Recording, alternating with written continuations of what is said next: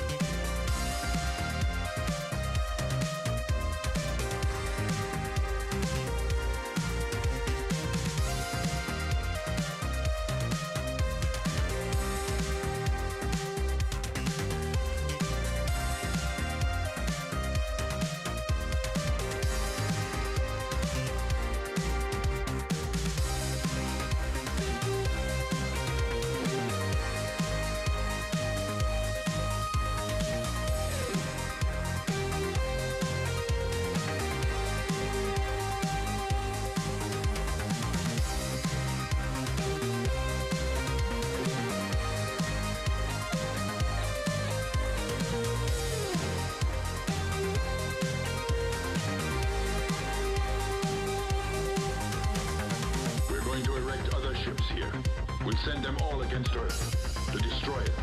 We shall conquer the entire universe.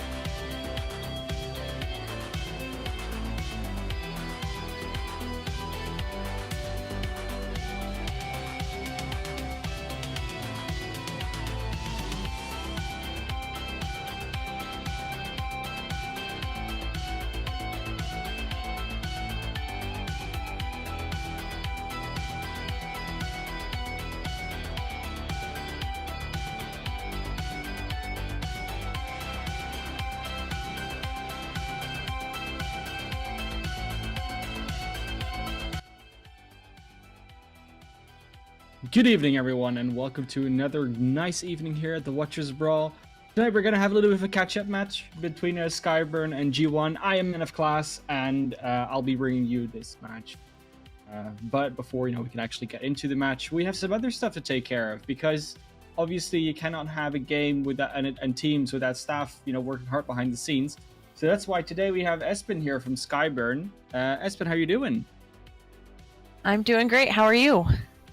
I'm fine. Honestly, it's been a rough day, but stress is what drives the work, and that's always why you have a nice night coming back to Overwatch and just having fun with that. So that's why we're here. But yeah, I mean, of course, we're gonna see a match from SkyeBurn here. You have a sub in today. How are you feeling about the match today? Are the players well prepared? They feel? I think the players are really hyped. I think they're finally glad to get into this with the full 6-man roster that we normally run with. So I'm kind of really excited to see what they come up with. They're still adjusting to the hero bans. I think it's kind of difficult because you don't practice those in a scrim setting normally. So that's always still an adjustment, but I think they're pretty excited for tonight. Well, I mean, that's at least nice to hear.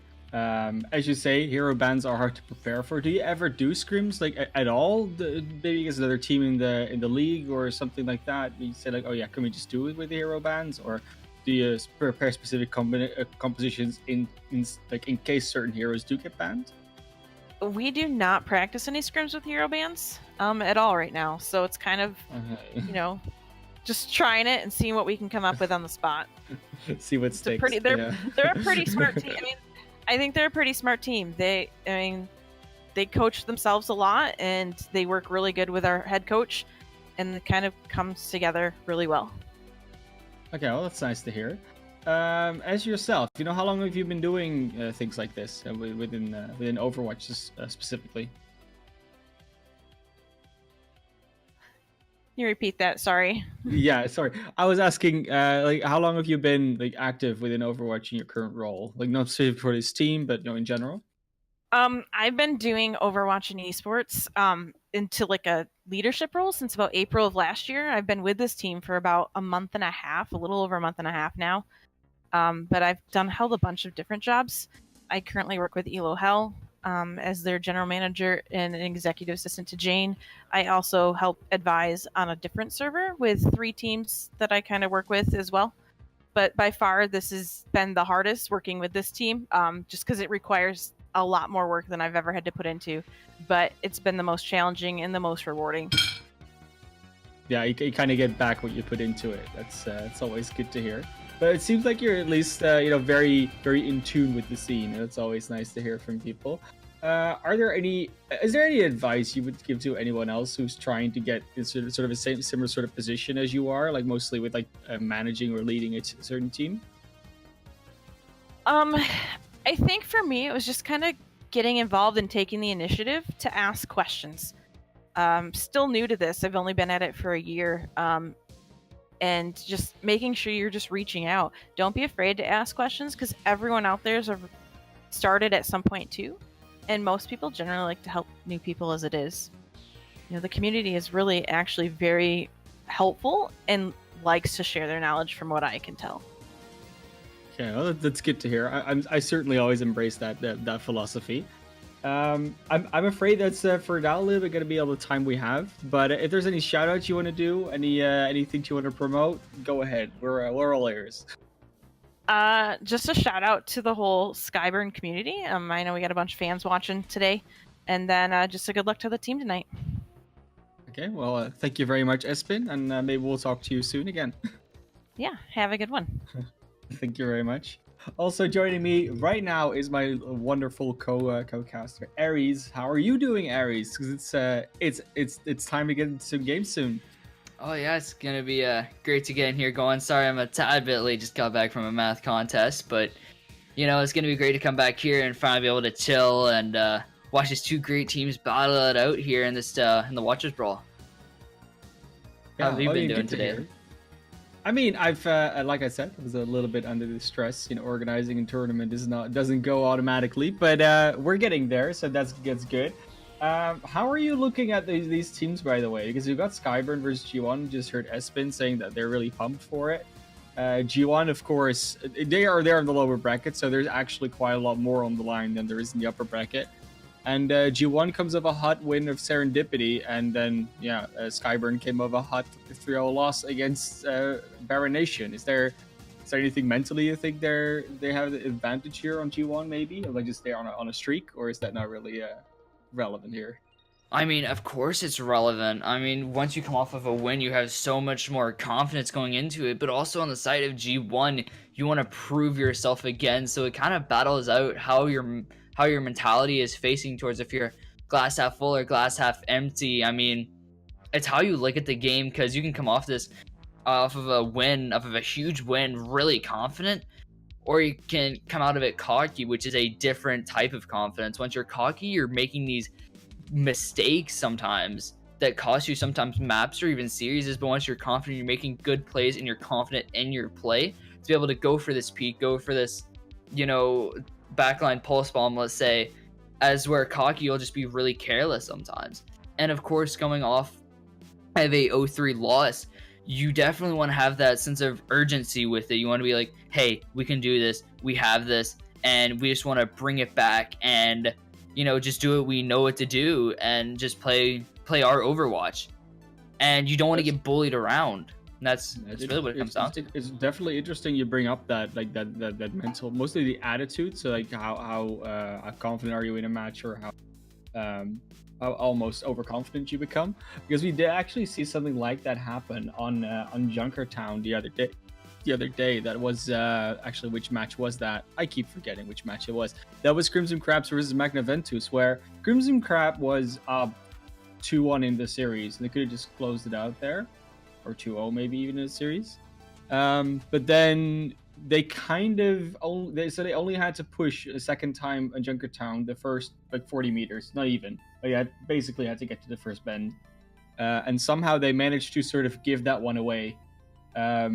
Because they sort of felt like, yeah, we're the better team anyways, and then they just didn't make the right adjustments and just weren't as focused as they maybe needed to.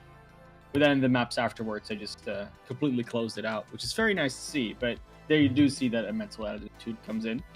And we're going to start on Junkertown as well, which is actually, I think that's a very good map to start on. And there's a lot of reasons for that. But the main reason for me is that it's really a map where mental fortitude can come into play, especially if both teams run very similar compositions, because then it's kind of who runs it better.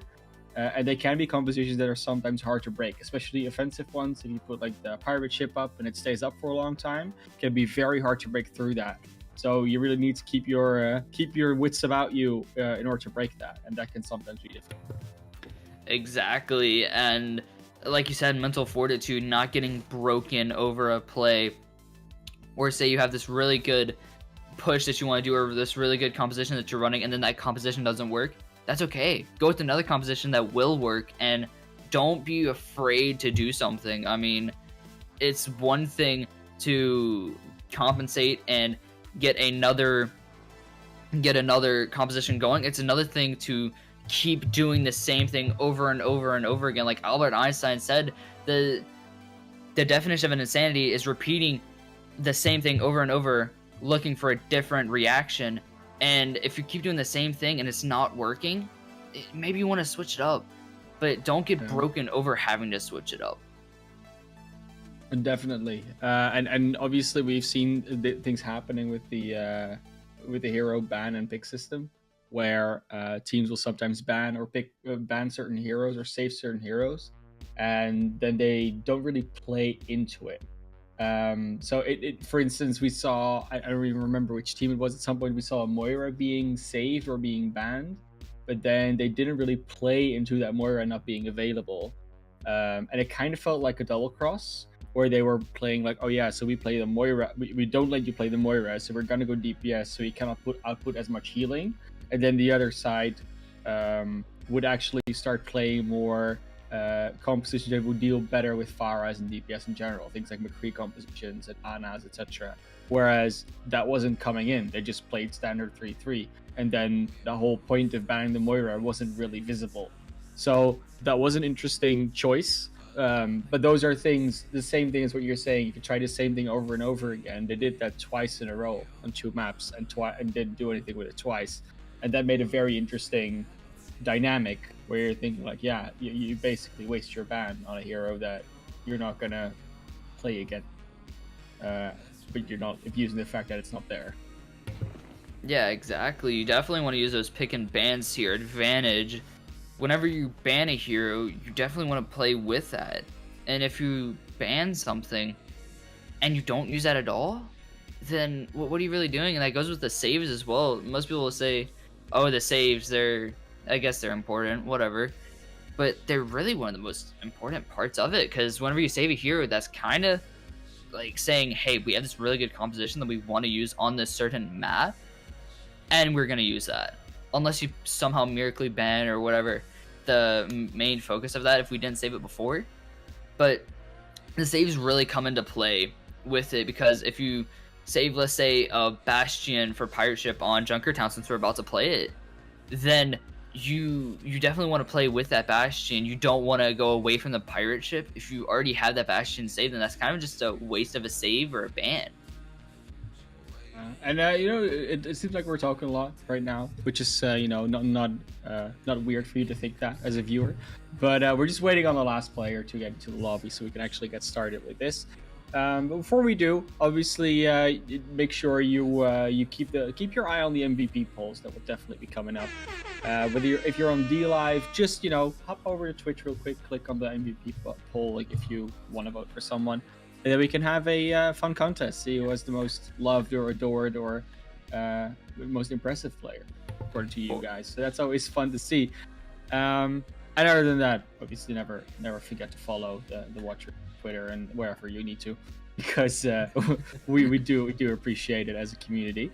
Other than that, yeah, I mean, the things that I'm interested in seeing though, because as some of you might know, maybe not all of you, I live in Europe, so Europe is a fun continent, but we have this thing going on right now in the tier 3 and tier 3 plus scene where a lot of teams are starting to run more of these bunker style compositions, but they're not actually bunkers. This is one team, Clockwork Vendetta, and they actually run something that no one else can run, because those guys are actually almost one-trick players on those heroes that they play. So they run this Orisa Roadhog and then a Torbjorn and a May. That's their core. They run that on every single map.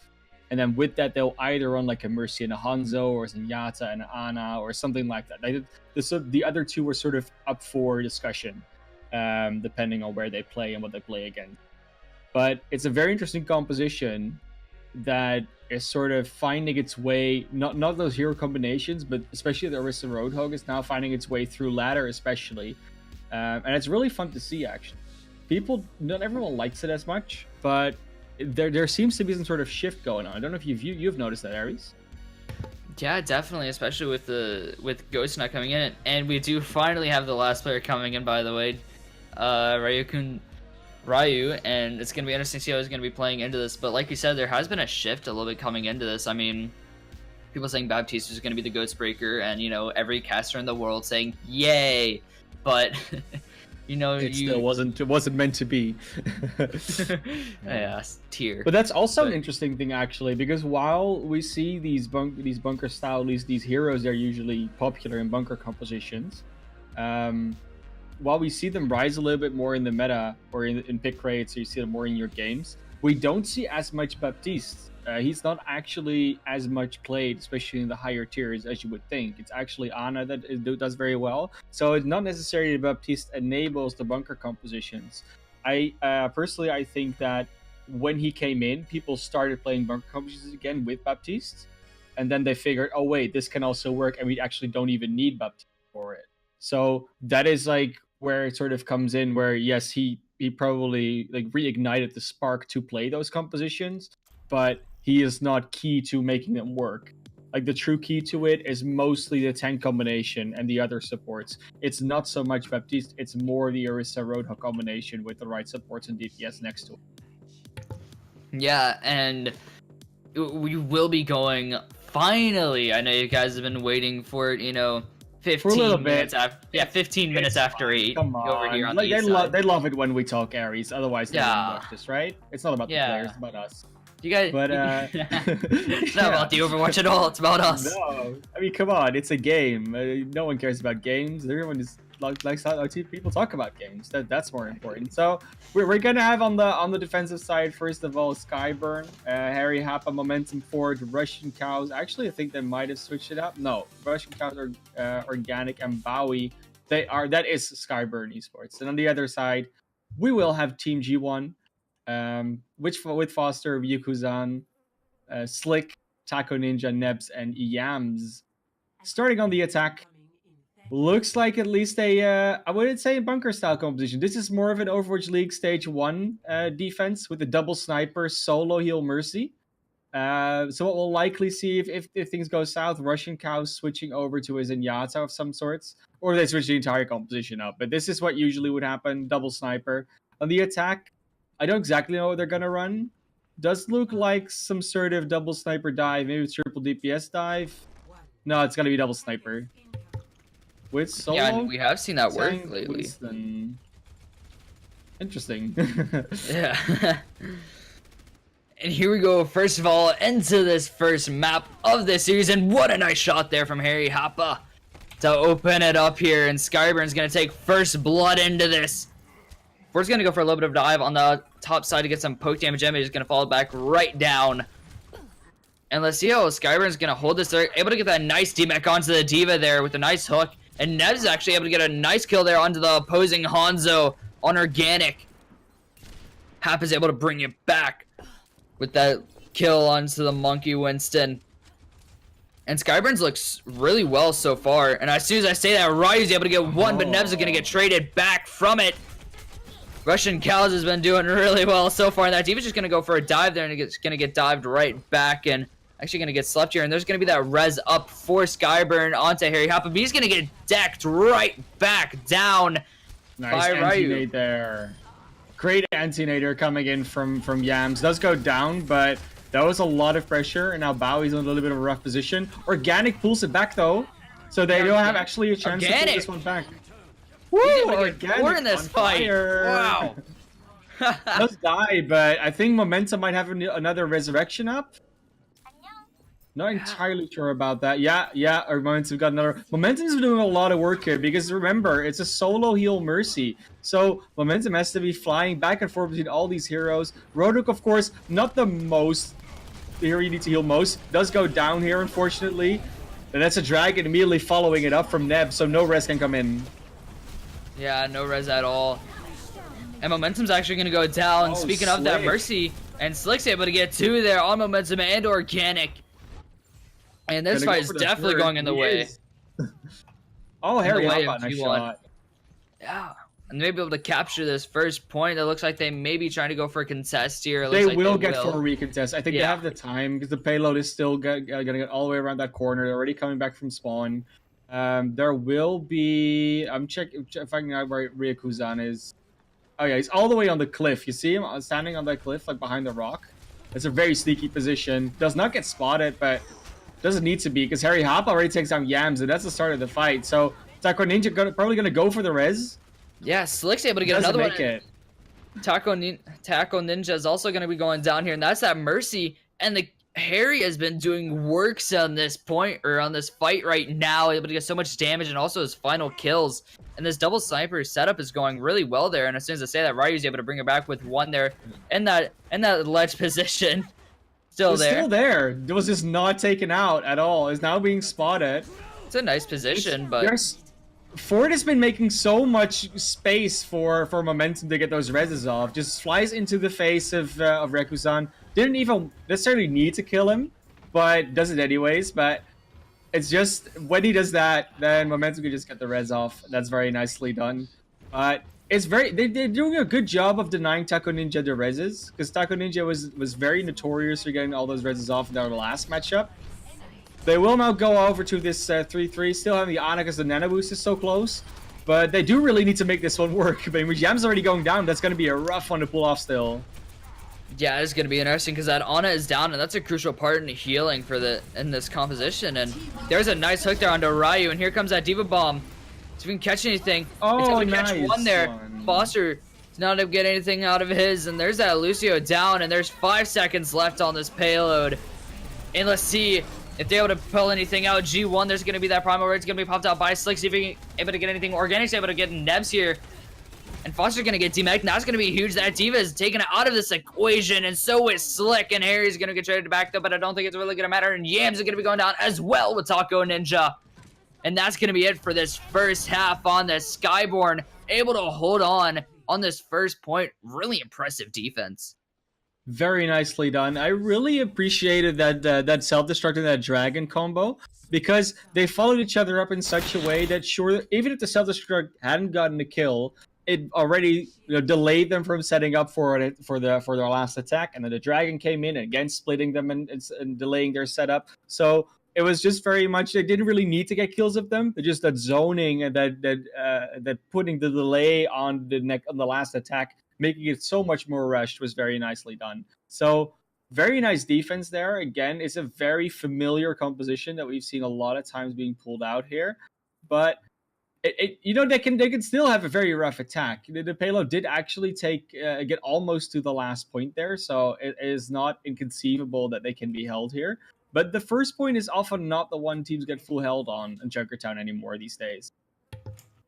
Definitely not. It's one of those that usually gets done the fastest, or you get held on it. And they were held on it. And it looks like the composition's over on the side of G1. It's looking like the traditional GOAT setup here.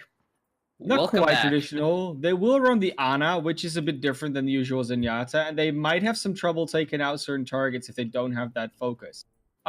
That being said, though, with Bastion compositions, the healing that goes onto that Bastion that's set up is very important. So them potentially being able to take out that healing just with an anti-nade and a sleep dart, those are very important tools, and they're holding up so close that they're just going to try and deny the first setup straight away. Yeah, and they're going to be playing really close up here and see if Harry can get anything. He's able to get a nice kill there onto Ryu. And they're pushing this payload a little bit here. And the kills are just coming in for SkyeBurn right now. SkyeBurn, sorry. Nice kill there onto Yams. It's very nicely done. And they're just going to keep with this push right now. Pushing on The beautiful thing is what they do. So they run this quad DPS setup, and that's actually just very nice, because the way you play this, you don't win if the other enemy team has gotten like the full completion of the map, because a quad DPS composition is usually slower than a ghost composition in achieving its objective. But if you only have to push to this part of the map, then that's like, time is not really your problem. It's just getting there, and eventually a quad DPS composition will almost always get there. Definitely, and Foster needs to get some pressure here. Bowie's able to get one, but it's going to trade out. Russian Cow's going to go down, but there's a nice shot there from Harry Hoppa, but that barrage is able to get one as well, and this is looking like it for Junkertown right now. Possibly, and Harry Hoppa has hit some really nice crits so far this game. There it is. That's the nice. first map done. Very nicely done from SkyeBurn there. I mean, we saw a lot of nice plays coming out, a lot of good peel for the solo support and Momentum on their defense. Actually, on their offense as well, because I don't think Momentum was ever accompanied by a second support. But yeah, just very nicely done. I cannot really say much else. This was just a very nice play from Organic, because they were sort of losing this fight, and Organic just pulls it back, getting 3 or 4 kills. Wow. It could have gone very differently, and that's why you need to cover that flank. There's 2 flanks on Junkertown, where if there's a double sniper, Hanzo will usually take that flank that Organic took. The Widow will usually go over to the far side, so on the cliff side, because there's just a longer angle there. And you need to win either of those flanks to have a slight chance. If you win neither of them, then usually those other 2 snipers will have such a fun time and an easy time to get those angles on you. The Hanzo can keep flanking and ducking out and getting to safety. There's 2 big health packs close to him there. The Widow can just grapple away back to safety. It's a very hard thing to defend against if you don't have those, because then they have the heroes to do it with. Like, they had the heroes on the same flank that could do the same thing, but then the Roto kept coming in, D.Va kept healing very well, and just that tank matchup was a bit different, and I think that's maybe where it went wrong for them, for Team G1 there. Yeah, definitely. And by the way, the The ban here is going to go on to Paris, or Paris, however you want to pronounce it, and G1 is looking to select a map. And we're not going to be seeing another escort right now, because you can't do two map types in a row. And it's going to be interesting to see what they're going to be picking here. And Oasis, I believe, it is going to be the pick. Yeah, it looks like it. So Paris is banned out, just for the future, so you guys know. Paris is not going to be playable in this series. And Oasis is indeed going to be the pick here. So yeah, that's going to be interesting to see what SkyeBurn chooses to save here. They save Lucio, well, hero. That's going to be interesting. You see possibly teams save a Pharah on this map because of the openings and the high ceilings in it, but you can also save that Lucio because of the AoE healing with it, but doesn't look like they're too fond of it. And Sombra will be banned on the side of G1. And what do you expect from G1 coming off of that last Junkertown? That's an interesting question. I think the main thing they want to do is they don't want to run into a very strong DPS composition. They really look like a team that wants to stick with a more general 3-3 type of composition. So it's likely that that's why they banned out the Sombra. Sombra is a very nice hero to have in multi-DPS compositions. So not having that Sombra will likely force SkyeBurn to do a little bit of a different style of either DPS, which is going to be a little bit weaker, or to just play 3-3. Especially with that Lucio save, and now we're starting on University. I'm thinking it's just going to be a 3-3 matchup. And I think the main difference is likely what we'll see is going to be Yams on the Ana versus the Zenyatta on the other side. Definitely, it's going to be interesting to see what they bring out from it. Like you said, it could be that multi-composition, but since some are being banned, Goats could definitely come out here. And of course, G1 did pull out the Goats last map, and it's looking like Goats again on the side of G1. Of course, this is their map pick, and you would think that they would be comfortable on this map, but let's see if they are. And on the side of Especially University is just that 3-3 point. It's hard to play something else here. You could do something along the line of a Rotogorissa, maybe a May somewhere, but most teams would just go for the standard 3-3. You see both of them do it. Actually, no Ana for Yan. So this is actually going to be a very nice mirror matchup, and this is really where you can see who's the better, 3-3 team. Yeah, definitely. It's getting interesting to see which one is, and G1's just getting pushed back off at this point. Foster, the damage is, like you said, the damage is being output so much. Slick is getting just melted, and so is Bowie. That's going to be a Ryan trade-off here, and Foster's also able to get organic, and it's just that Lucio right now in that side room, and oh, that's not a fight you really want to take, Cal. And For's also going to be demacked here, and Harry Hoppa is going to be taken down as well, and that's going to be a nice team fight there for G1. Looking pretty dominant, not really early on, but in that later stage, they're able to get it done. But Bo's going to get staggered here, actually, and they're pushing all the way through to their spawn. Ford's able to get Taco and Ninja down, and here comes actually Rally, and they're going to try to rally back on this, and here comes both rallies from both teams going to be coming out here. And here comes that Earthshatter, but it's able to catch one, it's able to catch K, but Slick is going to be taking out very low, but Slick is going to be going down as well with Bowie. The tank trade-off again, both Rhines.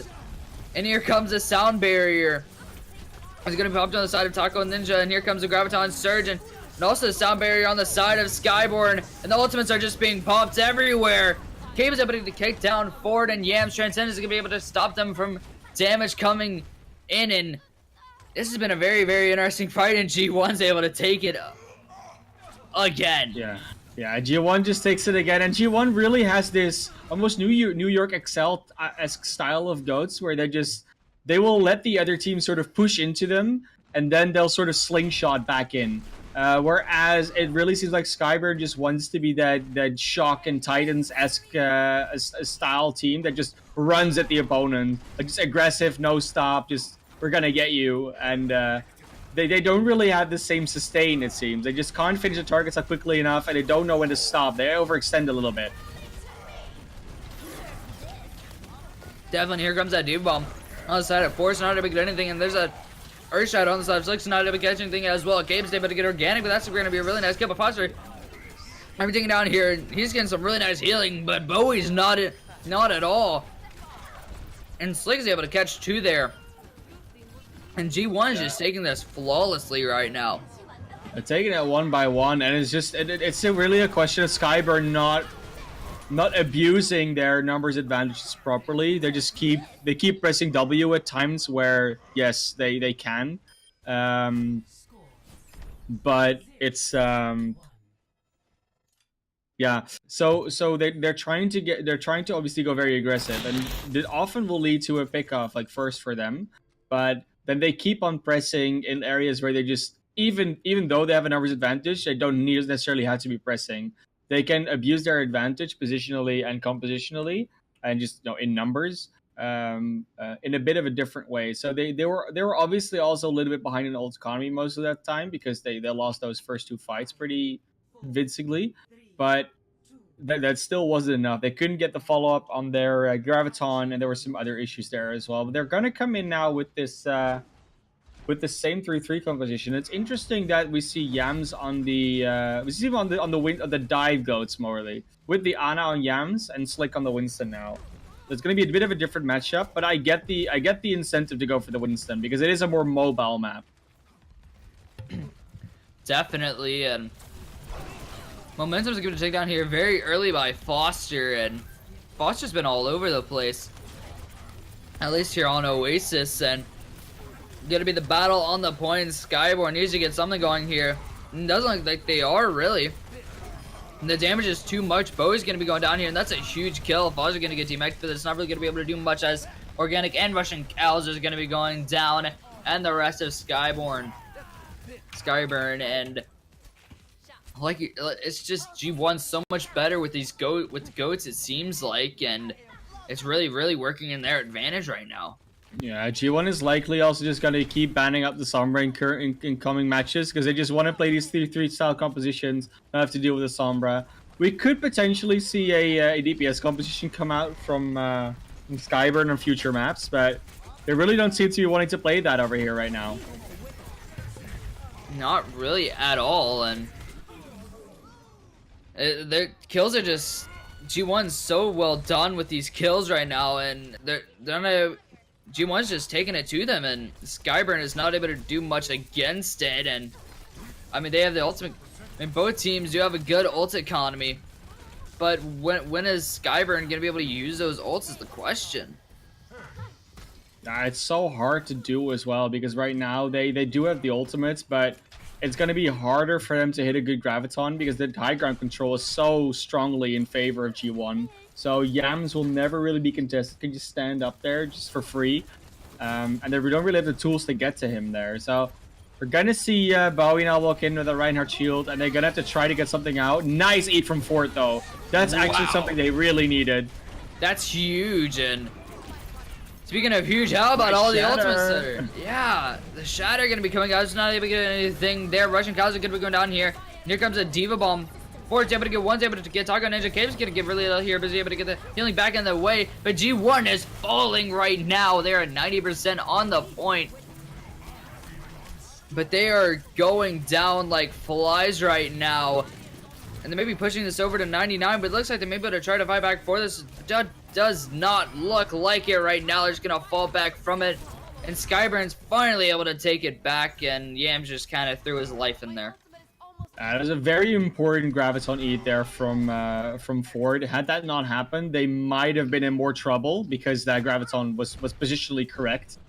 But yeah, they got the value from their ultimates. Nice Shatter, nice Graviton. Bowie actually already charging up close to another one. And we see the mirror now coming out from G1. No more Winston, no more Zenyatta. They're just going to take him straight up and see if they can beat him that way. Yeah, definitely. And here comes the rally. And the nice follow-up. Yeah, I don't know if you need that sound barrier, but I guess it helps with it. And Foster, the only one left with that baby diva, and he's going to be, yeah, poor Foster. I mean, so like the advantage of already being on the composition, if your enemies, if the other team swaps over to it, you know you're going to be ahead in every single ult that from the heroes they switch to. So they mirrored it, so that means Yams is going to be behind in Transcendence Charge. That means Slick is going to be behind in Shadow Charge. It means so like those are and so that's really something they thought about. So they could use certain ultimates to still be ahead. Yeah, definitely. And here's gonna be a huge Graviton Surge with the Transcendence, and not able to get Tackle Ninja there, but they're gonna be up in this hallway, and there's a Transcendence from Yams, and I really don't agree with Cal. Cal's using his Transcendence there, but here's a Graviton Surge that's really working for them, and SkyeBurn is not looking good whatsoever. And Team G1 may just be able to take Oasis here. Yeah, or getting not able to touch in time, and that's it. It was that last one. The combo wasn't pulled off correctly, so they shot the self-destruct into the room behind, which basically is enough cover in of itself. You can't even see it anymore at that point.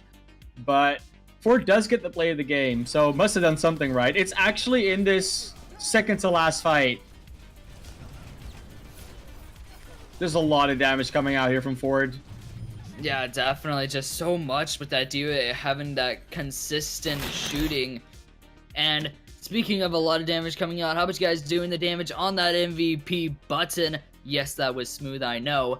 But going in with that MVP vote, you guys can go and vote for whoever you think is the best player in this game. Or, you know, if someone has enough relatives in the game, you can just vote for him. Vote for them, I guess. You know.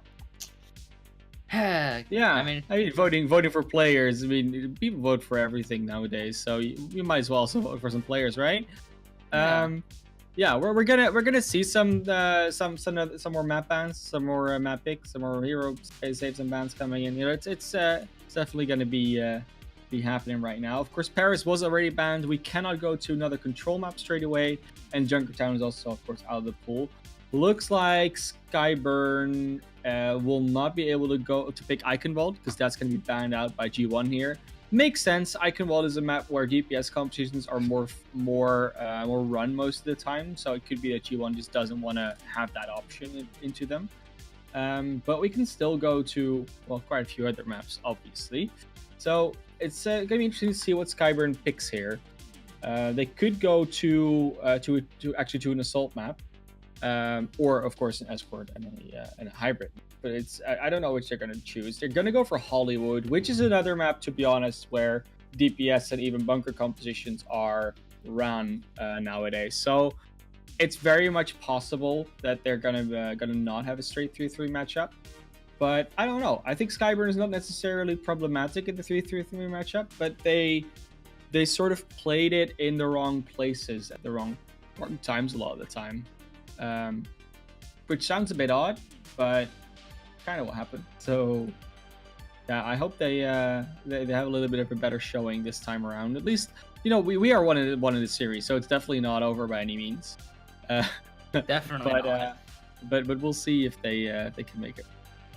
Yeah, definitely. And coming in with those hero saves and the map side, and G1's gonna be going on the defense first.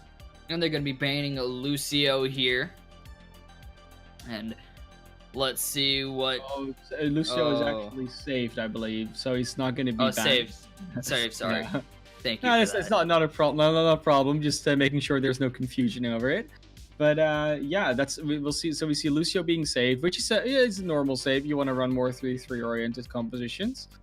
You want to have that extra mobility. Without Lucio, I know his speed boost has already been nerfed, but if you don't have that speed boost at all, then you're really going to be sitting ducks when you play that 3-3. So I would say that's a wise save, something you definitely kind of just need. But we'll see what get banned here. Orisa gets banned, and to me it seemed that SkyeBurn was the more DPS oriented team. So it's interesting to see that they ban out something that would actually work well with more of a DPS or a bunker style composition. I don't know exactly why they do it, but there's probably method to that decision. Method to their insanity. But I mean, I would say they want to deny the opportunity to have a bunker composition on the other team. So if they want to do it, they have to run it with a Reinhardt, and in that case, they can run a DPS or goats into it, like just fine. So I think that's mostly what they want to do. But we'll see what comes out. Obviously, we have G1 starting on the defense this time, so we won't. If you're confused why there's a different color for both teams, that's why. But we'll see. We'll see what happens here because G1 defense. I don't know what they're gonna come out with to begin with. Looks like. I think Nebs is. Yeah, I was gonna say Nebs is probably gonna go over to the Brigade. So we have a standard 3-3 here with the Zenyatta. So no Ana shenanigans this time around. But that also means that there's a lot of opportunity to go over this with a more DPS-oriented composition for the side of SkyeBurn if they would wish to do so. They look pretty good on it on Junkertown, so I would not be opposed to it, but it's still their choice. So they know what they're doing. They've practiced certain things on certain maps, so it's all up to them. Looks like they just want to go with the 3-3 so far, though. yeah, definitely. And here we go on to Hollywood. And it's gonna be interesting to see because this is tied 1-1 in the series. It's basically a best of 3 at this point. The team to win 2 more maps will be the victor of this series and move on in the lower bracket. G1 just holding this top bunker point. They're just gonna go dive on down, and SkyeBurn does have control of the point right now, and G1 Slick is gonna be falling. That's that Reinhardt down, and so is that Lucio. And G1 is not looking good at all. They did not touch the point whatsoever during that. And wow, Swiffer, Swifer, where you at? Because that was a clean sweep. Yeah, it was a very nice take, just straight onto the objective. And like you said, G1 just not in the position to contest that whatsoever.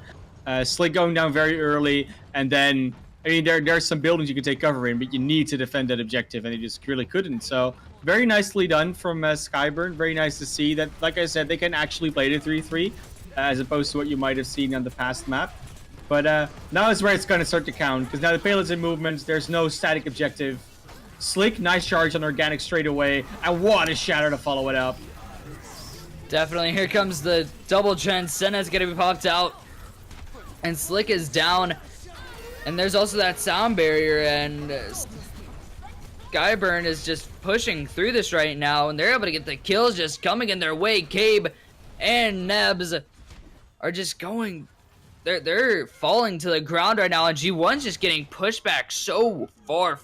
They are going to pull back 1 with 4 getting demexed here, but it's just, they're just being pushed back so far.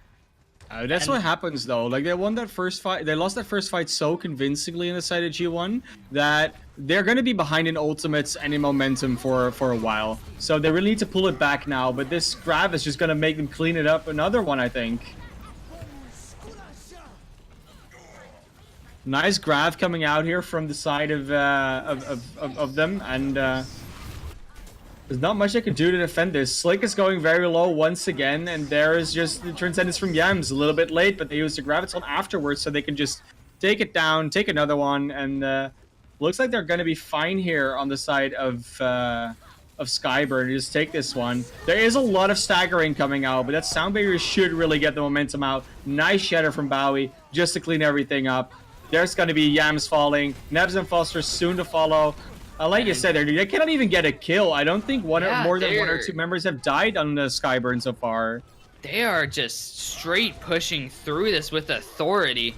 Momentum is just hunting down the Zarya. Cabus, he's getting bullied over here, and we don't condone that, but Momentum's gonna get earth-shattered, and so is Bowie, and they're able to pull those back. Neb's able to grab both of those final blows, but there's basically 445 for them to push this payload, and G1's finally able to get one back here, finally able to win this fight, and it was really off of the over-aggression. Yeah, but this is really where you start seeing something to be able to happen for G1, because now they've stopped the momentum coming out. They've got a sort of even ult bank, and this is really where they need to start their holds.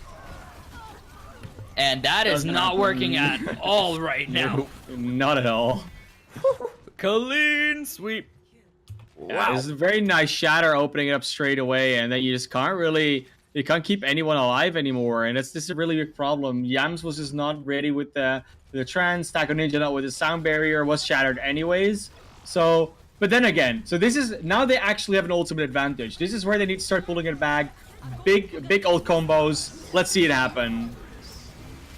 Yeah, we definitely need to see that happening. Here comes the Graviton Surge, and Ford's gonna toss that one in there. He's able to go one. That's on Nebs, and Taco's also down, and SkyeBurn. And Harry's gonna get pulled back from. He's gonna get traded out, but it's not gonna be very much for them.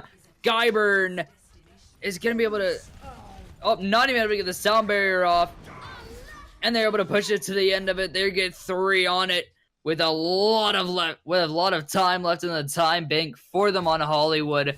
On that attack, it was just masterful. Only losing 1 fight, but it was off of the over aggression, and they have 3 minutes and 30 seconds left to push this payload. We were basically stalled out for about 20 to 30 seconds. This is about as fast as you can push the payload through. So you get up to a total of 8 minutes in a time bank when you do a hybrid map. You start with 4, you get 2.5, then another 1.5. So that means that they almost start with the same time they got the first point with. So that is very impressive. Just they basically took 4 minutes to get through the entire map. 4 minutes 30, but let's look at the first 30 seconds for point A. That's a very, very fast time. They were stopped a little bit before the second checkpoint, and a little bit before the start of the third, and then at the end of third. So there were 3 sort of choky moments where it took a little bit longer to get through. But yeah, that was like 3:30 is just a time you don't see very often in Hollywood. That's usually a very dominant showing, and I'm very curious to see how G1 is going to do on their attack. Because like I said, it was a lot of push based off momentum, and that momentum can also be there for G1. And it's just you can just see that when there's just this offensive potential with a fluid map, so not a static objective, that can very much work in favor of an aggressive team that SkyeBurn clearly wants to be. So G1 having been more of a slingshot defensive team, I don't know if they're going to be able to do the same. Usually that momentum doesn't carry through as well with that style. Definitely, but it looks like SkyeBurn is going to go with the same defense G1 had, and let's see if they can have some better luck with it.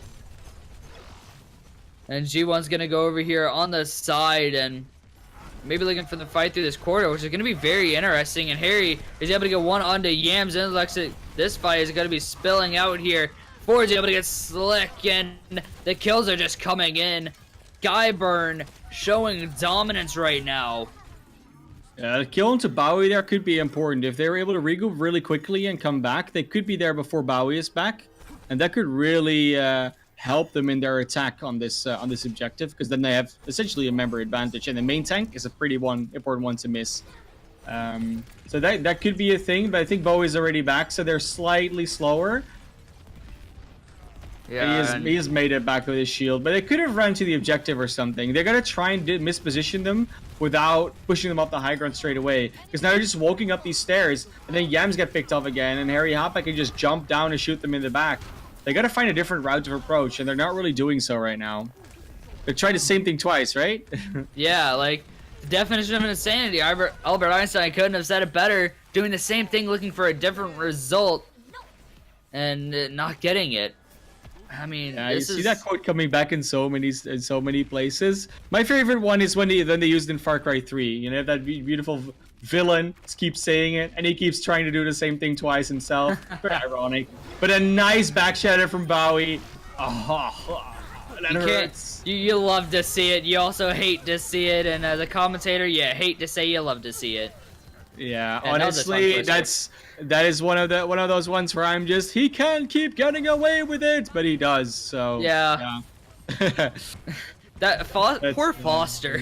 That was poor just Foster. Honestly, yeah, it was just a stagger and a half. But you know, they are still waiting on that momentum swing, and they've got the ultimates to do it now. Like, they should be relatively even. They might want to wait for Foster and Taco Ninja. They could essentially walk in, lose a fight to ultimates, and then win the next one with their advantage. They're not gonna do that though. Oh my god, the ultimates. Oh, Ford is able to get 2 there, and Foster's also gonna get demec'd with it. And this fight is looking so much in the advantage of SkyeBurn right now, like all the other ones. There's 120 left on the time bank for Team G1, but it is not looking good for them right now at all. And they invested so many ultimates into that corridor, and it just did not get any return whatsoever. They do still have the ultimate advantage left over though. They did use less ultimates, so they'll have the shatter, have the sound barrier, and the self-destruct. On the other side, they'll have a rally and a shatter, and nothing else that's even close. So there should be an advantage here. They should be able to do something, but please don't go up the stairs again. It's been going so bad for you guys. Come on. Oh, definition of insanity.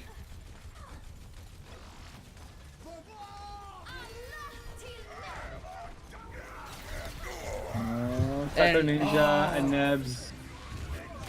Just don't do it. I know you want to get him off the high ground, but you could also just speed around that high ground, go to the objective, go into cafe for all I care, but you got to get them off that high ground without physically pushing them off it, because it's not working for you, and you just gave all your old advantage away. This is not G1's map, it just seems. I mean, it was SkyeBurn's pick, and they also got control over what heroes to pick and ban, so that might have something to do with it, but there's still, like you said, just this, you gotta change something up here if you want to win. You definitely have to change something up, and they have not done that at all, and finally they're gonna go for something, but Ford is gonna shut it down real fast. He's able to get a 4K here. And Swifer, where you at? Because that was a clean sweep yet again, and SkyeBurn dominates Hollywood.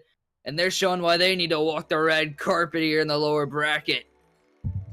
Yeah, and it was really weird as well, because then it actually is a shame, because they finally tried a different route of approach, but that was the one of those fights where they didn't have an ult advantage.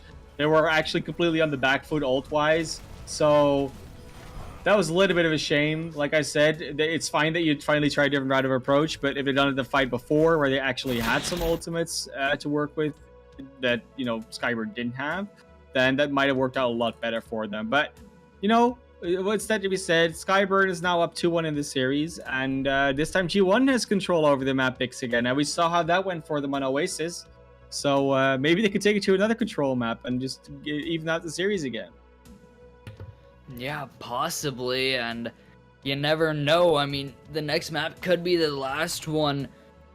And let's see what bans are going to be coming in here. It looks like Hanamura will be the ban coming out from SkyeBurn.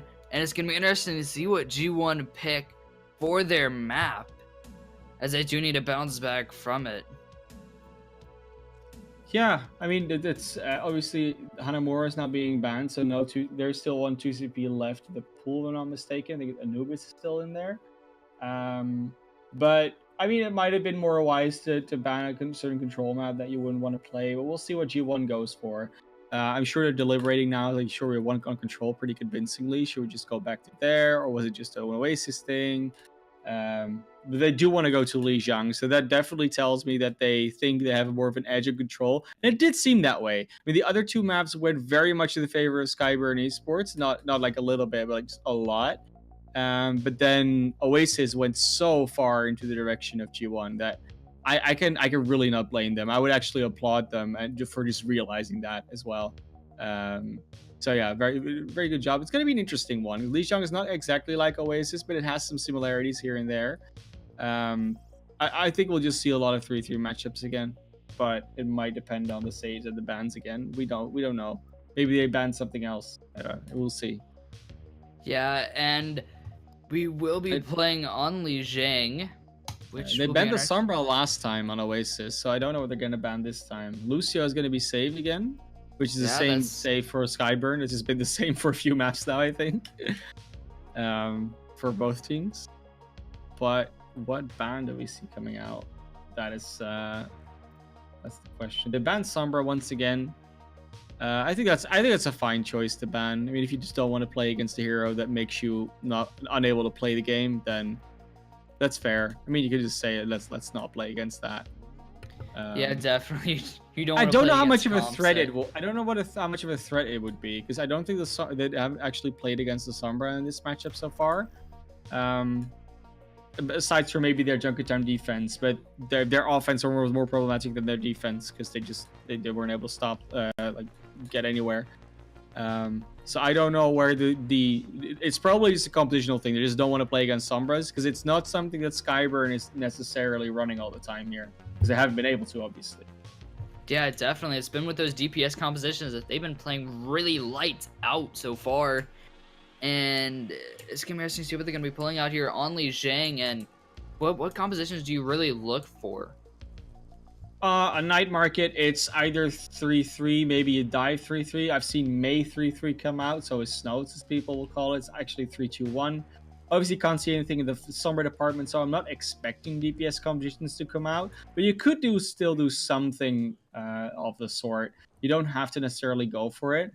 And it could actually be with CG1 going over for DPS composition, but they're still in spawn, and it looks like they're just going to swap back over to something more 3-3 oriented, which is definitely what SkyeBurn is already on. Yeah, definitely, and it's going to be interesting to see if G1 actually sticks with this composition. And nope, they're not. I don't think so. I don't think so. I've seen weird stuff come out, but these guys know what they're doing, so I wouldn't expect them to run anything that crazy. But it's just going to be a 3-3 mirror again.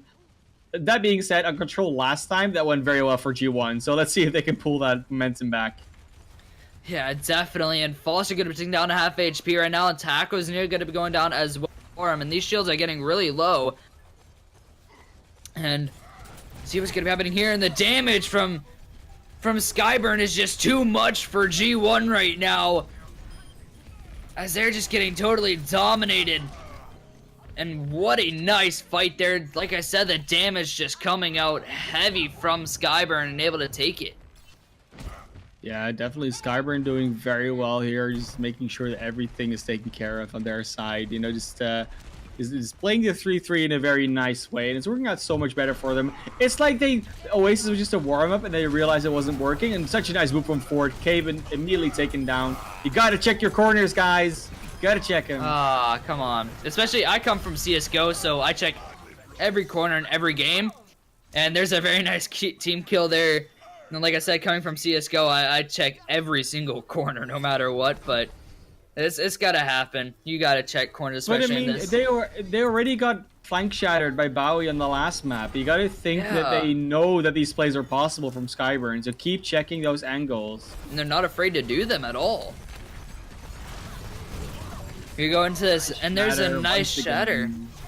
The Russian Cal is an organic, able to get 2 kills for them there. They're at 50% on the point right now. Organic's gonna get traded out, but Taco Ninja is not able to live with it for long, as that Lucio is gonna take a nice little hit by the baseball bat of that hammer. But yeah, it really looks like. I mean, it really looks like what we talked about before the match about this, you know, mental fortitude and just, you know, being a little bit overconfident every now and then. It really seems like that might have been what happened to SkyeBurn in the second map, but we'll see all these ultimates coming out now. Nice shatter, follow up on the grab is going to be hard. And they trade out actually. But Cave is going to be close to the Graviton now, so they could actually win the fight out with that one if they want to. But they need to actually start using ults and killing kills here because Bowie is gone, so no protection from that grab if they throw it out. That's a nice one there. Slick does go down with it, so the follow-up is actually quite hard to get out. They still managed to win this. I don't know what they were holding on to the grab for. I don't know either, and it definitely did not work at all. SkyeBurn's going to take that without any contest. They did not touch the point once during that. Yeah, that's a problem there because, you know, G1 was really banking on their momentum from Oasis coming back. But like I said, I really feel like SkyeBurn was almost holding back or just not really playing as focused on Oasis because obviously they had a very dominant map win on Junkertown before, and then they sort of let it slip, and they're like, yeah, no, we're the better team. We just got to play the play we have to play because we know we can beat them. And I mean, they're right, they can because they're showing that they can. But it makes it a very weird series. You know, they're very dominant map victories for both teams, but just the series is looking very much to go into the favor here of SkyeBurn. But let me not jinx it. Could still very much go to G1. Yeah, and by the way, quick thing, go vote for your MVP. If you are on D-Live, go over to Twitch, vote for your MVP. If you're on Twitch, you can go ahead and go vote for your MVP right now, because this could be the very last map, or it could not be. But let's start chatting about it and start getting to the game. Bo's gonna be going on here very early, and so is Organic in momentum as well. There's some nice kills going against SkyeBurn. And there's a nice team fight there by G1, and they're gonna be able to take this point first.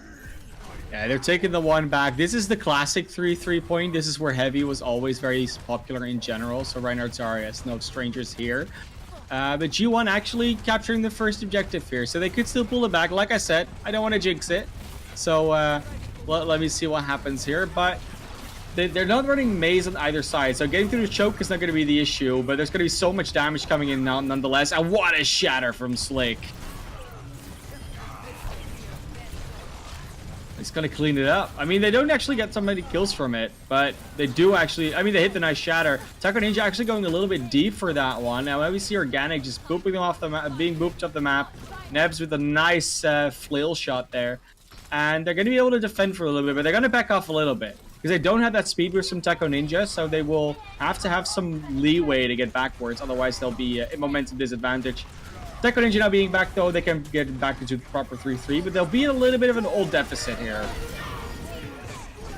Yeah, it's happening. Here comes the sound barrier, and here comes the ultimates, and Bowie's able to get a nice kill there on the Slick, and Ford's able to eat that grab.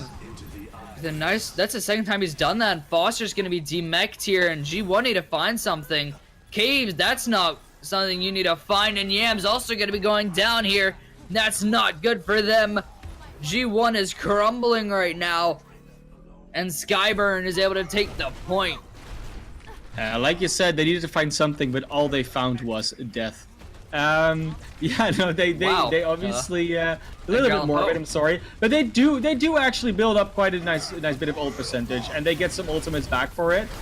Foster getting two, that's actually pretty huge. And another kill on Bowie. Yeah, they're gonna be able to take this back really quickly. This one.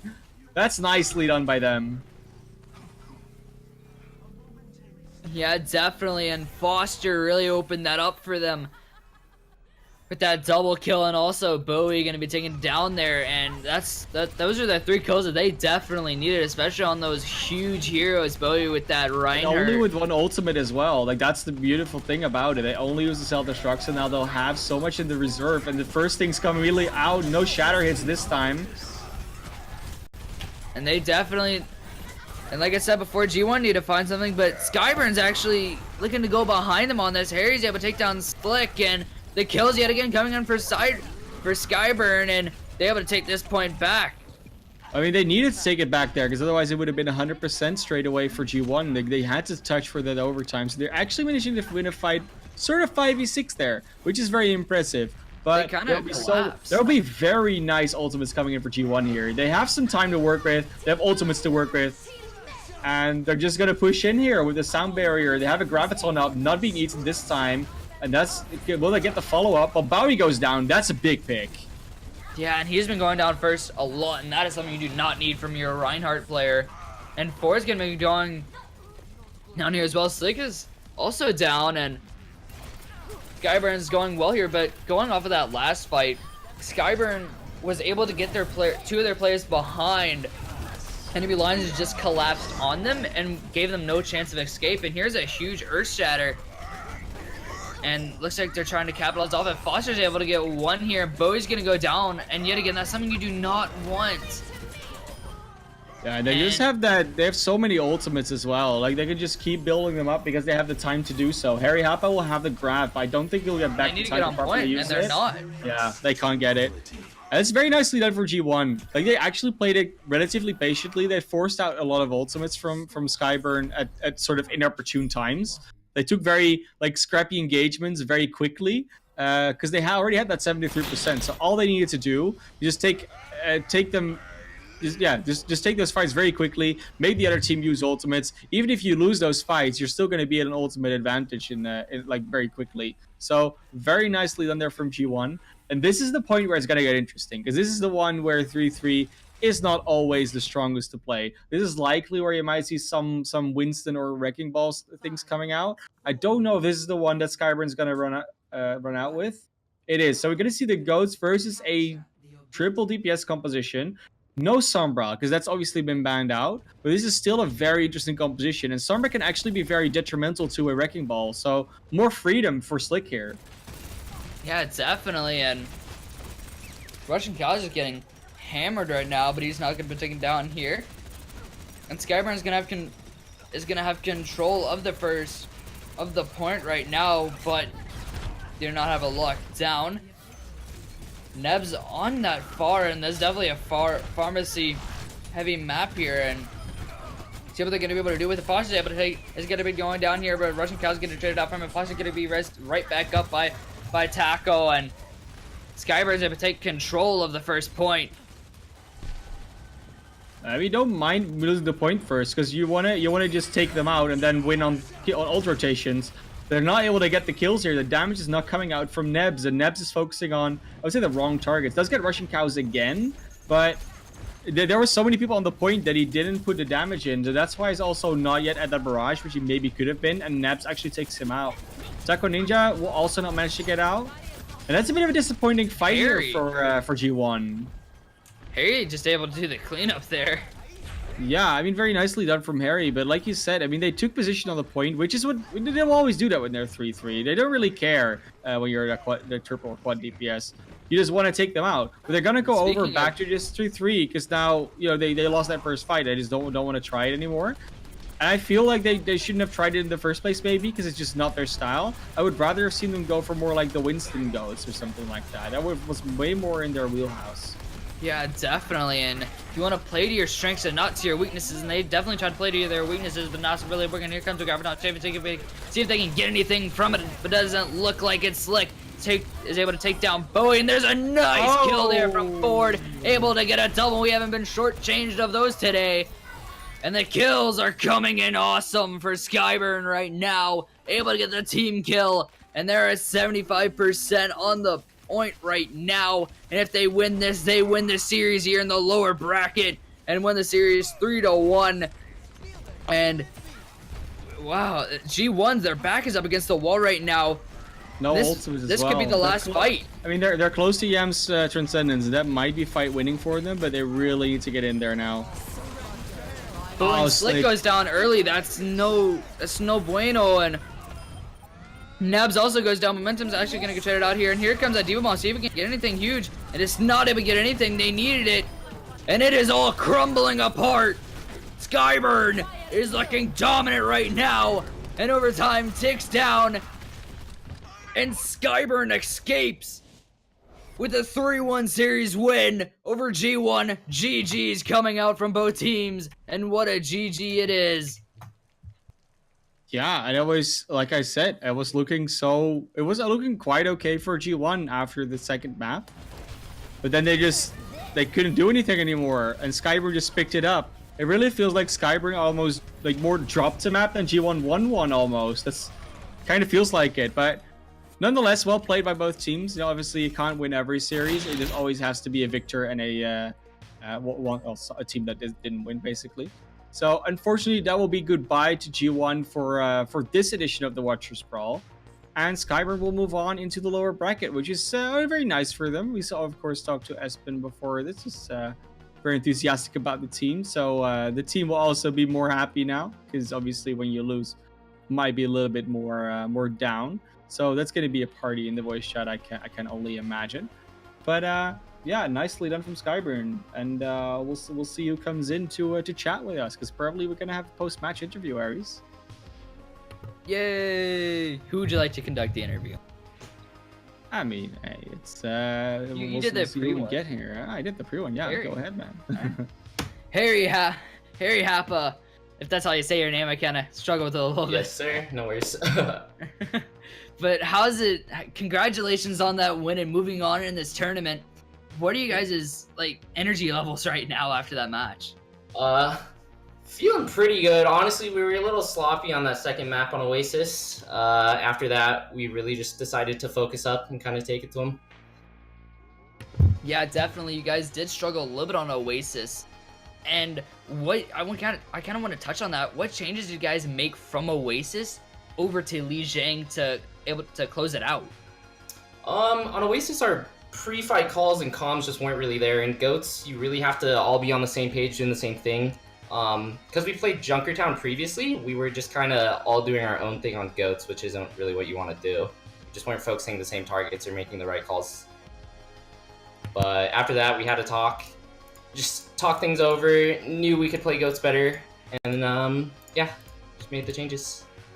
Yeah, definitely. And did you guys really have a preference going in with those DPS compositions or GOATs? I mean, we saw some really good play from both of them from y'all, but what was your really favorite to go into? We honestly, we're a GOATs team. We like to play GOATs just because it's the meta right now, and you can at least get away with making a few more mistakes. But yeah, we like the GOATs comp a little more. Widow and Hanzo, like snipers are fun, but GOATs is just more consistent, helps you win more. Of course.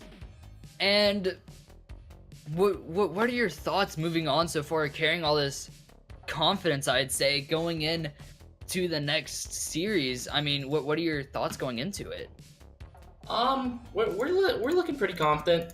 We've been scrimming a lot, doing 4-hour blocks and stuff. Our GOATs has been pretty good. We've been performing pretty well in scrims, so we're pretty confident. And we're flexible enough to where if a GOATs hero is banned, we can play the DPS comps as well. Definitely, as we did see that a good bit from y'all. But with that, we want to say congratulations to you guys. And what a great series it was from y'all, especially with those DPS compositions and the GOATs coming out from. And I just want to say congratulations one more time on moving on in the lower bracket, trying to fight your way up to the grand finals. That's going to be a hard road, but I know you guys can do it. Congratulations to you guys. Always winnable, man. Thank you. Appreciate you guys. Have a good day. Yeah, that will be it from Harry Hapa. Of course, be sure to give him some love in the chat. Maybe still vote for some MVP if it's still available. I actually don't know, because we haven't gotten the score for that one yet. So let's see what we get.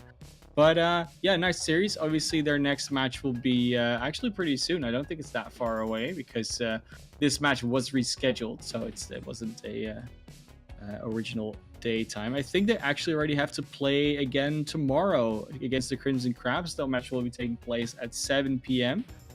Yeah, that's probably going to be a good one because we saw Crimson Crabs sort of have the same thing going on. They also had this one map against Magnaventus where they sort of slipped up. They just didn't really do the right calls, the right comms, and the decision making wasn't really on point. And then they lost the map because of that. And then afterwards, they just steamrolled over Magnaventus because they just said, "You know what? We're the better team. Let's just focus up." And yeah, that same mentality kind of came through from what Harry Hapa said there for them. It's saying like, "Oh yeah, we just weren't really doing the pre-fight calls properly," and then yeah, we kind of lost it there because of that. And speaking of Harry, so I hope they learn from it because that is definitely something they have to adapt into. You got to get focused in those matches. Yeah, definitely. And speaking of that interview we just had with Harry, he is your guys' voted MVP of the match. Of course, had a great series from him and a great series from all of SkyeBurn. I feel like all of them could have earned an MVP themselves, but Harry is going to be able to snag it away from him. And with that, that'll be it from us casters and the production here by the Watchers Brawl in this tournament of May. Of course, we have our lovely producer in Refuse. He puts these together for us to watch and enjoy, as he is a silent but deadly ninja that we have behind the scenes. You also can go for me and follow me on Instagram, Ares_Thompson, ARES. And that's going to be it for me today. And do you have anything to plug, man?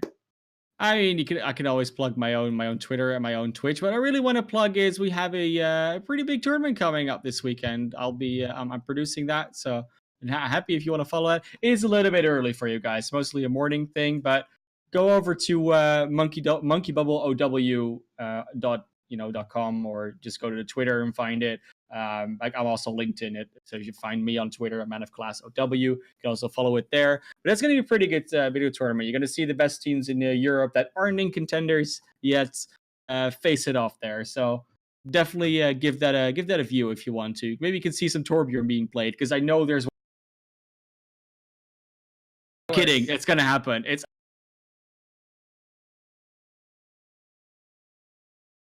That's it from us over here at the Watchers Brawl. as we did have a great series coming from the Wave. You guys, I know you guys had a great time out here, even though it's a lower bracket. You guys may be over there sipping your tea or, getting your little cup of joe over there. But we hope you guys have a great night, morning, evening, wherever you are in the world. We all love you. Have a great day.